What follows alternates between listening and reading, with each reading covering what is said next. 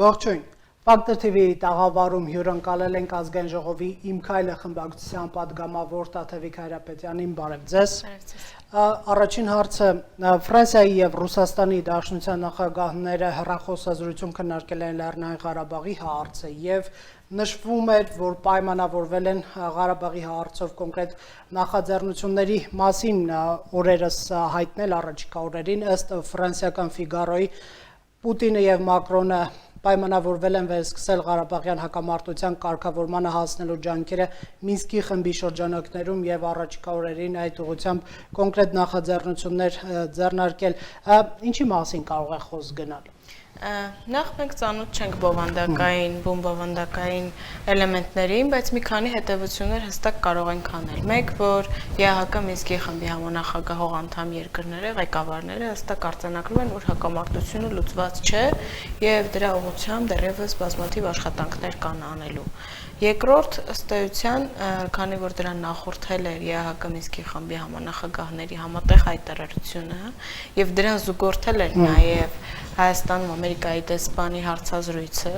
որտեղ նաև արձանագրել էր, որ Մինսկի խումբը անելիքներ ունի կարգավիճակի եւ տարբեր այլ խնդիրների լուծման ուղղությամբ, կարող ենք արձանագրել, որ Մինսկի խումբը արդեն հստակ ցույց է տալիս, որ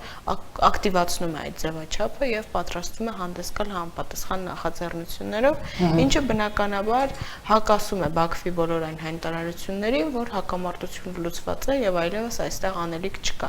Ես կարծում եմ ինքնին այս փաստը եւ որոշակի արձանագրումներ կարեւոր են, բայց թե բովանդակային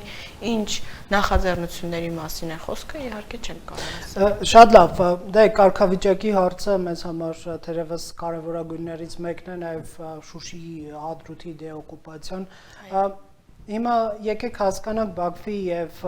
Անկարայի դիրքորոշումը, հա, ինչպես դուք հիշեցրիք, նրանք հայտարարում են, որ խնդիրը լուծված է, միայն Արցախը պետք է ինտեգրել Ադրբեջանին եւ գործը այսպես ավարտին կհասցնենք։ Հիմա համանախագահ պետությունների ՄԱԿ-յան տնտեսության խորհրդի 3 մշտական անդամ պետությունների նախագահների այս հայտարարությունը ընդհանրապես ինչպես է խառնում Բաքվի եւ Թուրքիայի խաղակարտերը,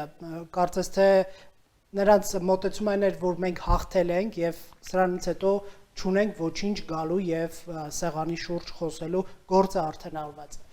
Ավելին ասեմ, ես կարծում եմ պաշտոնական Անկարան մեծ հավակնություններ ուներ ինքը ներգրավելու հետագա գործընթացների մեջ, ինչ որ տարբեր ձևաչափեր էին առաջարկվում, որոնք բավականին հստակ արձագանք ստացան եւ Մերձարտգործ նախարարության կողմից, որ բացի Մինսկի խմբի ձևաչափից, եռանախագահության այլ ձևաչափ մեծ համար քննարկման ենթակա չէ, խնդրի կարգավորման 3+3 ձևաչափեր են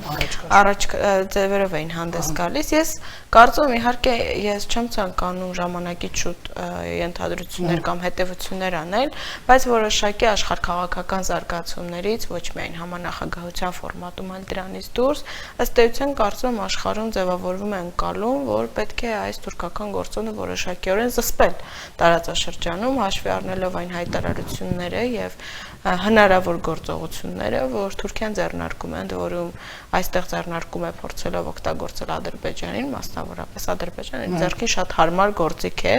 բխում է նաև Ադրբեջանի շահերից եւ Ադրբեջանը ծառայեցվում է այդ նպատակներին, կարծում եմ ոչ մեկիս համար գաղտնիք չէ, որ եթե Թուրքիայի այդ չափոժանդակությունը չլիներ 44 օրյա ագրեսիայի ժամանակ դժվար Ադրբեջանը նման արդյունքների հասներ այս պատերազմում։ Եվ ես կարծում եմ ընդհանուր առմամբ այս ամենը միտում ունի որոշակի զսպելու Թուրքիայի ախորժակը եւ այն պանթուրանական տրամադրությունները, որոնք առկա են հատկապես 44 օրյա պատերազմից հետո կհիշեք դեկտեմբերի հայտնի այդ իբրև հաղթանակի շքերթը, այո, բայց այլ հայտարարություններ, ֆաշիստական պարունակող շքերթը, որտեղ նրանք ակնհայտ ասում էին, որ պատրաստվում են տարածաշրջանում հարցերը լուծել հիմքում դնելով իրենց էթնիկ գործոնը։ Եվ բազմաթիվ առիթներ եմ ունեցել ասելու, որ սա սպառնալիք է ոչ միայն Հայաստանի Հանրապետության կամ հայ ժողովրդի անվտանգությանը, այլ ամբողջ տարածաշրջանի եւ անգամ տարածաշրջանից դուրս։ Չգիտակցել Թուրքիայից եկող ռիսկերը, վտանգները եւ չզսպել դրանք ժամանակին, մենք մեր եվրոպացի գործընկերներին բազմաթիվ արդյունքներով ասել ենք, վաղ մյուսօր դուք եք բախվել այդ նույն խնդիրների հետ։ Եթե համապատասխան Վիեննայի արձագանք դարպասների մոտ թուրքերին դիմավորելու Իսկ եթե համապատասխան արձագանքներ չտրվեն ժամանակին եւ զսպաշապիկներ չհագցնեն, ապա բազմաթիվ այլ խնդիրներ հետ։ Բայց մենք տեսնում ենք Էրդողանը ինչ ընդունելության է արժանացնում եվրոպացի բարձրաստիճան պաշտոնյաներին Թուրքիայում, այս պարագայում կարծես թե դժվար է Թուրքիայի սանձերը քաշել, ինչ է կարծում, ինչ գործոններ կան, օրինակ Միացյալ Նահանգների նախագահի կողմից ցեղասպանության ճանաչումը կարելի է դիտարկել այդ համատեքստում եւ ընդհանրապես Թուրքիայի դերակատարումը տարածաշրջանում ճիշտ է գնահատվում մեծ գործընկեր կամ բարեկամ կամ դաշնակից պետությունների կողմից։ Կասեմ հետեւյալը շատ հետաքրքիր քննարկում ծավալվեց, երբ այդ աթոռի պատմության հետևանքով եւ երեկ էլ ամբողջ Twitter-յան հարթակում ակտիվորեն տարածվում էր Ոնդերլայնի ելույթը դրա հետ կապված, որ ինձ Թուրքիայում հավուր պատշաճիչ ընդունեցին, որովհետեւ ես կին եմ, եւ Եվրոպական պարլամենտում ֆրանսիացի падգամավորը իր ելույթում նշեց, դուք այստեղ եկել քննարկում եք ընդհանրապես պրոտոկոլի հարց, մինչդեռ ընդհանրապես ամիսներ առաջ նույն Թուրքիան տարածաշրջան վարձկաններ եւ ջիհադիստներ էր բերել։ Ինչու դուք այդ հարցերը չեք քննարկում։ Վերել մի աթոռի խնդիր եք քննարկում, իսկ թողնում եք ամենակարևոր հարցերը, որը Թուրքիան այսօր ձեռնարկում է, ինչ վերաբերում է ընդհանուր ընկալումներին Եվրոպայի, ապա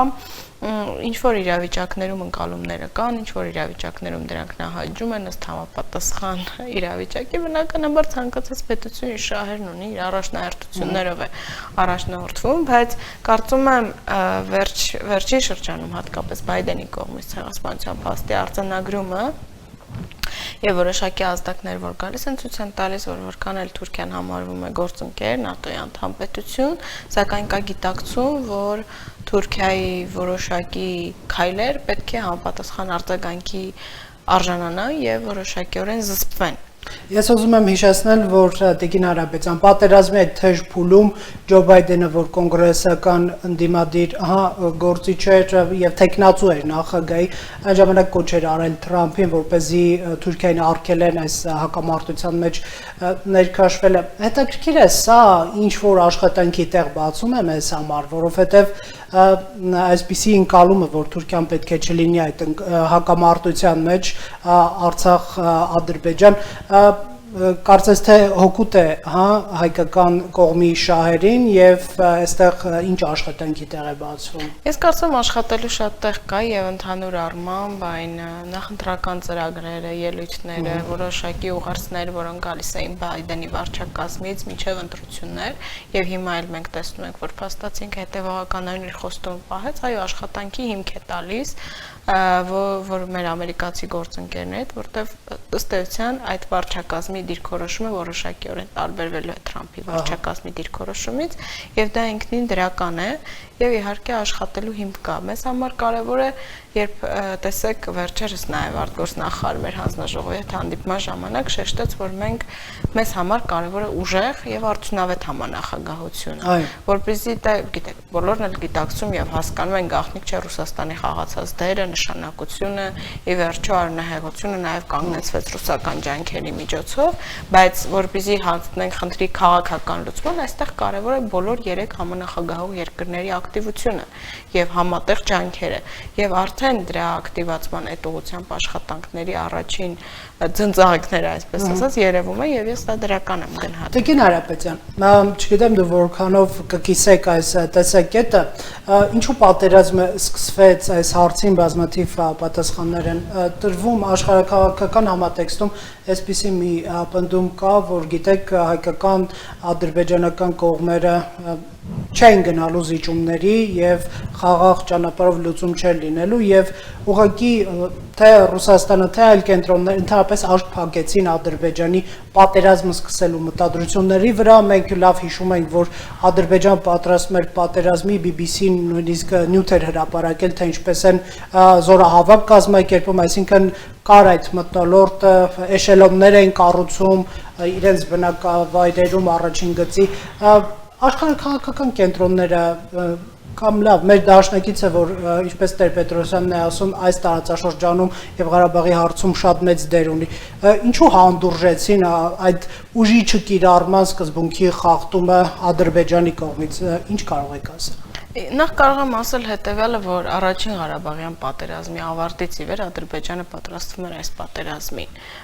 եւ դրա մասին փաստում են եւ հրապարակային ելույթները եւ գնված զենքը եւ իրենց գործելավոճը եւ հայատյաց քաղաքականություն ամբողջ բոլոր առումներով երկիրը պատրաստվում էր պատերազմի։ Ինչ վերաբերում է հայկական կողմին կամ մեր վարած ընդհանուր առմամբ քաղաքականությանը, ապա գիտեք, որ բանակցային գործընթացի շրջանակներում հայկական կողմը միշտ էլ կառուցողական դիրքերից է հանդես եկել, ավելին ասեմ, ժամանակին Սերժ Սարգսյանը երբ Կազանում ասում էր, որ պատրաստ է գնալ կոմպրոմիսի, փոխզիջումային լուծման խնդրի, ադրբեջանական կողմը կրկին վերջին պահին, այսպես ասած, փոշմանեց։ Եվ սա առաջին անգամը չէր, որ ադրբեջանական կողմը փոշմանում էր։ Այսինքն պատրաստակամությունը գնալ մեզ համար զիջումները շատ ցավոտ զիջումներ էին մեզ համար կամ փորձել այդ ձևով փոխզիջումների ճանապարհով գնալ Ադրբեջանը չէր ընդունում, գնում էր ակնհայտ ռազմական ճանապարհով, ինչ վերաբերվում է թե ինչու չստացվեց զսպել ադրբեջանական ագրեսիան։ Օրինակ Ռուսաստան մեր դաշնակից պետությունն է համարվում եւ մենք այսպես քաղաքացիներս, ենթագիտակցորեն հույս ենք դնում, որ թույլ չեն տա, որպեսզի պատերազմը եթե լինել երկար տևի այ քարորիայի օրինակը կար, թույլ չեն տա, որպեսզի դանակը ոսկորին հասնի, նոր դուք ասացիք արյունահեղությունը կանգնեցրեց, բայց մենք անդառնալի կորուստներ ունեցանք, նոր կանգնեց, այդ արյունահեղությունը։ Դե տեսեք, առաջին փորձը եղավ հոկտեմբերի 9-ին 10-ին, երբ Լավրովի նախաձեռնությամբ արտգործնախարարները 11 ժամ տևած բանակցություններից հետո ըստ էության կոմպրոմիսի էին հասել հումանիտար դադարի շուրջ, որը կրկին ադրբեջանական կողմը խախտեց։ Ես կարծում եմ Ադրբեջանի այս անձեռծակությունը եւ պատճառը, որ ԵԱՀԿ Մինսկի խմբի բոլոր համանախագահ երկրները փաստացի հերթականության փորձեցին կասեցնել կամ հումանիտար դադարի հասնել 44 օրերի ընթացքում եւ չհաջողվեց, այն է, որ ամեն անգամ Ալիևը զանգ էր ստանում Էրդողանից, այսինքն այսպիսի աջակցության պարագայում Թուրքիայից, ես կարծում եմ մնացած ազդեցության գոտիները թերացան եւ չկարողացան ժամանակին համապատասխան ձևով կանխել Բաքվին հետագա գործընթացների առումով եւ ես վստահ եմ, որ տեսեք մենք 2016 թվականի ապրիլյան դեպքերի ժամանակ մենք նմանատիպ ակնհայտ աջակցություն Թուրքիայի կողմից չենք տեսել ի վերջո եւ կարծում եմ այս փոփոխությունը եւ նաեւ համավարակով պայմանավորված իրավիճակը, երբ ամբողջ աշխարհը դրանով էր զբաղված, ամբողջությամբ օգտագործեց Բաքուն իր նպատակներին հասնելու համար։ Թուրքիան աջակցեց, բայց այստեղ հարց կա, արդյոք թողտվությամբ աջակցեց, թե չէ, ինչ որ կենտրոնների տարածաշրջանային դերակատարների, այսինքն նաև գործարքի մասն է խոսք գնում, որ մեր հայերի շահերի հաշվին հերթական անգամ կիսվեցին տարածքները Ռուսաստանին են նաև մեղադրում, Տիկին Հայրապետյան մեր հասարակության մեջ կա այդ դիրքորոշումը, որ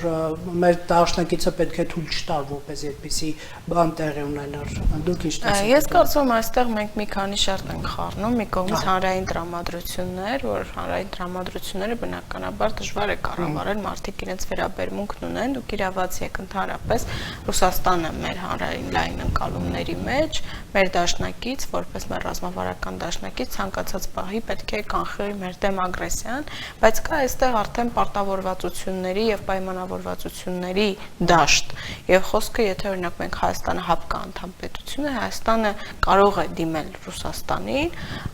իր միջազգայինորեն ճանաչված սահմանների նկատմամբ ոտնձգություն կատարելու առիթով, որպես միջամտություն Ռուսաստանը կարող է ուղղակիորեն միջամտել այս գործընթացին։ Արցախի իրավիճակում փոքրինչ այլ իրականության հետ գործ ունենք, որտեղ Ռուսաստանը բնական է չէր կարող ուղղակի միջամտություն գործել, հասկանալով եւ իր պարտավորվածությունները եւ իր ստանձնած միջնորդական առաքելությունը։ Այստեղ շատ կարեւոր է տեսեք Ռուսաստանը փաստացի միջնորդ է այս գործընթացում, լինելով Հայաստանի ռազմավարական դաշնակից, միևնույն ժամանակ միջնորդ է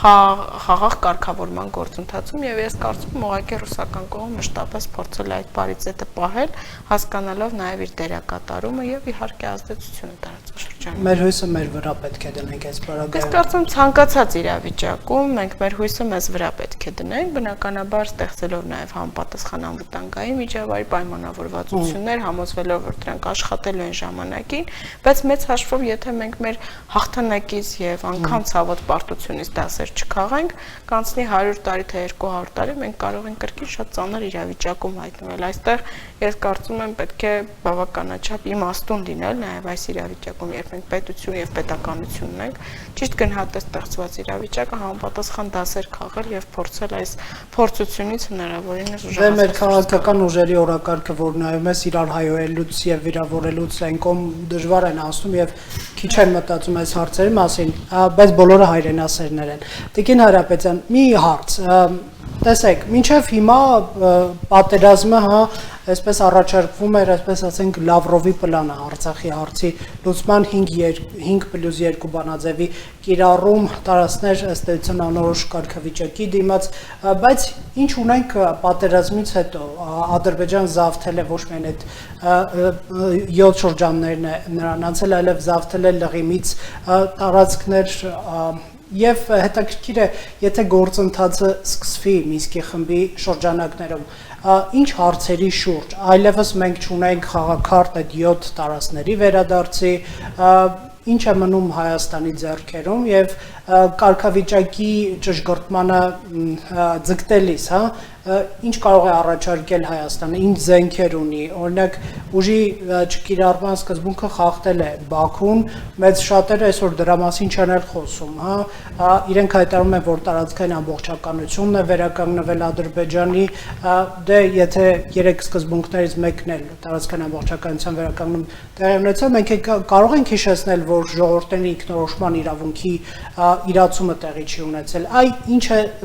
ակնկալվում հայկական կողմից Մինսկի խմբում, ինչ աշխատանք պետք է լինի, ինչ հարցերի շուրջ։ Բնականաբար հենց այդ հարցն էլ բարձրացվելու է կարգավիճակի համատեքստում եւ մի բան նշեմ,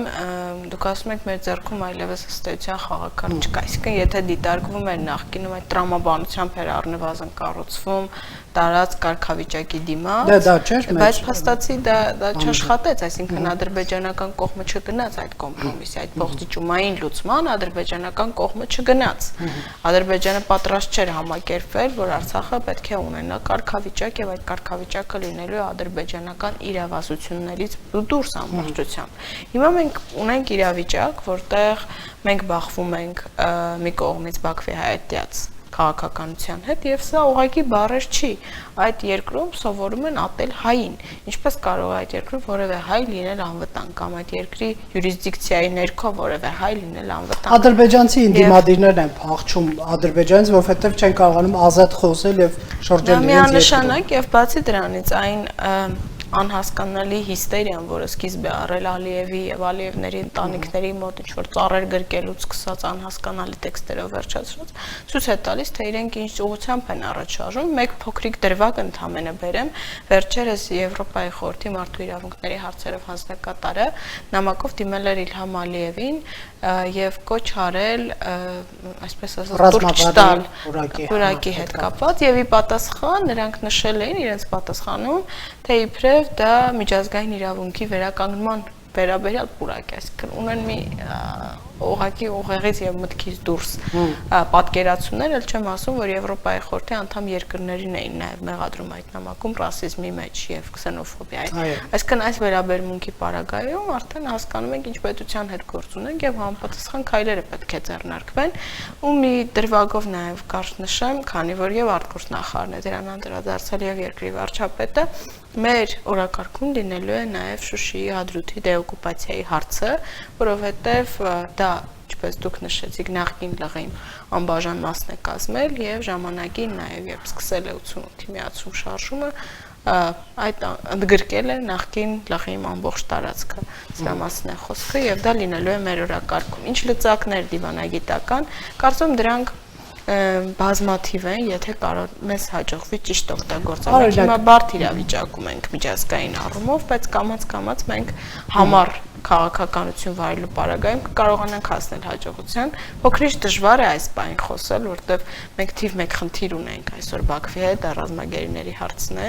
եւ այս հարցը օր առաջ լուծման կարիք ունի։ Մենք այդ հարցին էլ կգանք, Տիկին Հարապետյան։ Տեսեք, Ֆրանսիայի սենատի նախագահը Երևանում ինչ հայտարարեց, որ Լեռնային Ղարաբաղի հարցի լուծումը իրենք ըստ էության տեսնում են ճանաչման ճանապարհով։ Այդ հայտարարությունը քիչ տարածվեց Հայաստանում եւ քննարկվեց, չգիտեմ նախ ինչու քիչ քննարկվեց եւ որովհետեւ հայկական շահերին համահունչ հայտարարություններ Ֆրանսիայի երկրորդ դեմքի կողմից ըստ էության Հետաքրքիր է Ֆրանսիայի դիրքորոշումը, ինչպես մենք կարող ենք օգտագործել որպեսզի Մինսկի խմբում այդ ճանապարհով լուծումներ փնտրեն եւ ոչ օրինակ Արցախ-Ադրբեջանին ինտեգրելու այդ պնդումների շուրջ ինչ կարող եք Դուք քիչ առաջ կարևոր արձանագրում արեցիք, խոսում եք հայտնի 3 սկզբունքների 6 տարերի մասին, եւ սկզբունքներից մեկը խախտվել է, մյուսը Ադրբեջանը իր պնդմամբ իրագործել է եւ մնում է ազգերի ազատ ինքնորոշման իրավունք։ Այս սկզբունքը մնում է բաց եւ դա մշակվել է հենց համանախագահող երկրների կողմից եւ դրան հղում անելով նաեւ համապատասխան հայտարարություն տարածվեց Սենատի նախագահի կողմից։ Ես չգիտեմ ինչու այդ ելույթը կամ Ես ինքս իմ հարցազրույցներում անդրադարձել եմ դրան, որտեղ շատ կարևոր արձանագրում եմ համարում եւ հենց այն բխում է այն նպատակներից, որոնք մենք մեր առջև դրել ենք եւ ես կարծում եմ այստեղ իսկապես պարարտ հող է առաջանում այդ խնդիրը լուծելու եւ այդ հարցը առաջ մղելու համար։ Դժվար է ժամկետների մասին խոսել, երբ մեզ կհաջողվի հասնել հստակ արձանագրման եւ խնդրի կարգավորման, բայց որ այդ ուղղությամբ դինամիկան արդեն պատերազմի ավարտից կես տարի անց մենք տեսնում ենք, այստեղ մի բան է կարեւոր, տեսեք, խոսում ենք խաղաղ գործընթացի մասին, բայց փաստացի խաղաղ գործընթացը ընդհատվել է ագրեսիայի հետևանքով։ Հիմա պետք է վերականգնել այդ խաղաղ գործընթացը եւ դրա համար քայլերի որոշակի հաջորդականություն կա։ Ու առաջին քայլը իհարկե դա ռազմագերիների վերադարձը։ Ագրեսիա, որը հետևանքներ ունեցավ Ադրբեջանի համար ոչ դիվանագիտական, ոչ էլ քաղաքական։ Հիմա գերիների հարցի հետ կապված, բավականին նուրբ թեմա է, գիտենք ինչպիսի շարժումներ կարող են առաջ գալ եւ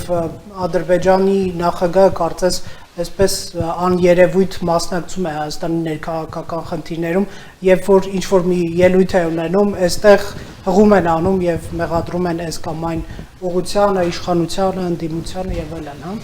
Հիմա գերիների հետ կապված մենք կարող ենք ակնկալել, վարչապետը ասաց, որ բոլորը վերադառնալու են, դա ինչ ժամկետների մասին կարող է խոսք գնալ Տիկին Հարապետյան եւ Ընդհանրապես Ադրբեջանը ինչ հարցեր է սակարկման դնում գերիների հետ կապված դրանք կատարման ենթակա հարցեր են, մերժման ենթակա հարցեր են, տարածքային պահանջներ են, թե այսպես կոչված Զանգեզուրի միջանցքի հարցն է, ինչ է կատարվում, այդ։ Նախ կարծում եմ, որ Ադրբեջանը ինչ հարցել որ պատրաստվի դներ սեղանին, դա սակարկման որևէ ձևով ենթակա չէ, որովհետև Ադրբեջանը պարտավոր է վերադարձնել, եւ այդ պարտավորությունը ստանձնել է նոյեմբերի 9-ի եռակողմ հայտնի հայտարարությամբ։ Նաև պարտավոր է միջազգային իրավունքի տեսանկյունից, այսինքն կան Ժնևի հայտնի կոնվենցիաները մարդասիրական իրավունքի վերաբերյալ եւ Ադրբեջանը պարտավոր է։ Դուք մի կարևոր արձանագրում ասացիք Ադրբեջանը ըստ էության չպատժվեց իր ագրեսիայի համար կամ պատասխանատվության չենթարկվեց, այո, ցավոք սրտի որևէ պատժամիջոց չկիրառվեց, եղան տեքստեր, կոչեր, բանաձևեր, իհարկե այդ առումով շատ գործընկեր պետություններ իրենց դիրքորոշումը հստակ արտահայտեցին, բայց գործնական առումով Ադրբեջանը չպատժվեց իր սանձազերծած ագրեսիայի համար եւ դրանից հետո ըստ էության Բաքուն նման պահվածք է ցուցաբերում, իրենց թվում է իրանք կարող են հայերին զինվորներին այնտեղ գերության պատանդառության մեջ պահել եւ մնալ անպատիժ։ Այս ուղղությամբ իհարկե միջազգային ճնշումը օրորի աճում է եւ ես կարծում եմ կստեղծվի իրավիճակ, երբ Բաքուն այլևս չի կարողանալու դիմակայել, հատկապես եթե դրան զուգահեռ որոշակիորեն զսպվի Անկարան, որովհետեւ ի վերջո Բաքուն իրեն այսպես է պահում Անկարայի օժանդակության շնորհիվ, հենց եւ աջակցության շնորհիվ ինքը իրենով չէր կարողանա այսպեսի պահվածք ցուցաբերել։ Ժամկետների մասին ես չեմ կարող խոսել։ Նայեցեք, այստեղ Ռուսաստանի Դաշնությունը ինչ դերակատարություն ունի։ Գիտեք, նոյեմբերի 9-ի այդ հայտարարության տակ դրված է նաև Պուտինի ստորագրությունը, որի համաձայն 8-րդ կետը շատ պարզ ասում է, որ գերիները այլ պահվող անձինք պետք է վերադարձվեն, եւ այսպիսի մի նեղացվածության մակարդակելի հարց է գալիս, ինչու մեր դաշնակից պետության ղեկավարը այնպիսի ջանքեր, ճնշումներ չի գործադրում Ալիևի վրա, ունենալով իր ստորագրությունը այդ հայտարարության տակ, որպեսզի վերադարձեն մեր գերիներին։ Ինչ կարող եք ասել։ Ես հետեւյալը կասեմ, քանի որ նաև Ադրբեջանի ներքաղաքական տրամադրություններն եմ ուսումնասիրում, բավականին ոչ միանշանակ իրավիճակ է Ադրբեջան-Ռուսաստան հարաբերություններում որովհետև ադրբեջանական կողմը մինչև պատերազմի, հատկապես պատերազմից հետո բավականին ակնհայտ հակառուսական տրամադրություններ է հրահրում հանրային, որոնք ունեն իհարկե իրենց արմատները եւ այժմ ռուս խաղաղապահների գոյությունը եւ վերջին շրջանում այդ ուղղությամբ որոշակի սադրանքներ ցույց են տալիս, որ սա հենց ամենաբարձր մակարդակով քարոզվող կամ հրահրվող հակառուսական տրամադրություններ են եւ այս իրավիճակում ես կարծում ոչ միարժեք իրավիճակ ունենք, երբ որ ես վստահ եմ, որ ռուս գործընկերները մաքսիմալ ջանք գործադրում են, որտեղ ի վերջո դա նաեւ Ռուսաստանի իմիջի հարցն, այսինքն խնդրի լուծումը բխում է նաև Ռուսաստանի շահերից, բնականաբար զգացմունքները տարբեր են, բայց քանի որ կա ստորագրություն եւ նաև ըստ էության դրա իրագործման պարտավորվածություն, բնականաբար դա նաև ռուսական կողմի շահերից է բխում, թե որքանով է Ռուսաստանը կարող ուղղակիորեն ազդել Բաքվի վրա, այդ արդեն երկրորդ կողմն։ Արցախից մի տեղեկություն եկավ, որ Մարտակերտի շրջանի նոր Ղազանչի գյուղի ուղղությամբ Ադրբեջանի զինուժը դիրքերը առաջ է տվել, սա հրադադարից հետո նմանատիպ ադրբեջանական զինուժի տեղաշարժման միակ դեպքը չէ, հիշում ենք հին թաղեր խծաբեր գյուղերի ուղղությամբ հարձակումը եւ ըստ էության գրավում այդ տարածքների եւ գերեվարումը մեր տղաների կար ակնկալիք, որ խաղապաների ներկայությունը այսպես ադրբեջանցիներին կկասեցնի, հա, այդ իրենց սանձարձակ պահվածքը ինչու եք ունենում նման դեպքեր Տիկին Հարապետյան։ Կրկին ես կվերադառնամ նախորդ ասացից հակառուսական տրամադրություններին եւ թե ինչու են դրանք հրահրվում։ Մի փոքրիկ միջադեպ ուղղակի, որ հենց ինձ հետ է պատահել ԵԽԽՎ-ի համապատասխան հանձնաժողովում, որտեղ ներգրաված են ադրբեջանցի պատվիրակը մի խնդրի քննարկման հետ կապված, ձայնի իրավունք խնդրելով նշեց հիշեցնեմ, ասում է իր խոսքերն եմ կրկնում, որ ռուսական զորքը այստեղ խիստ ժամանակավոր է, ռուս խաղաղապահները այստեղ խիստ ժամանակավոր են։ Այսինքն Ադրբեջանի մոտ այնպիսի տպավորություն է, որ շուտով իրենք կկարողանան ռուսներին դուրս մղել տարածաշրջանից եւ իրենց առջեւ դրված մյուս խնդիրներ լուծել, ինչը իհարկե Արցախի ամբողջական հայաթափումն է։ Այս մտածելակերպն է իշխում Ադրբեջանում եւ այս ուղղությամբ են իրականացվում գործողությունները։ Իմ կարծիքով այո, դա ռազմավարություն, իմ տպավորությամբ եւ այն բոլոր ազդակներով, որով գալիս է, եւ նաեւ Ալիևը անգամ ինքը ակնհայտորեն ինչ որ առումներով երբեմն չակերտավոր կպնում է ռուսական կողմին կամ նման նախանշաններ է ցույց տալիս եւ ես կարծում եմ այս ամենը պետք է դիտել այդ համատեքստում, որ իրենք փորձում են ցույց տալ իրենց տեսանկյունից իբրև ռուս խաղապահների ներգրավվածության կամ արդյունավետ չլինելը կամ խնդիրներ հարուցելը եւ միջադեպերով փորձում են հրահրել եւ լարվածություն առաջացնել, բայց ես կարծում եմ Ադրբեջանի համար շատ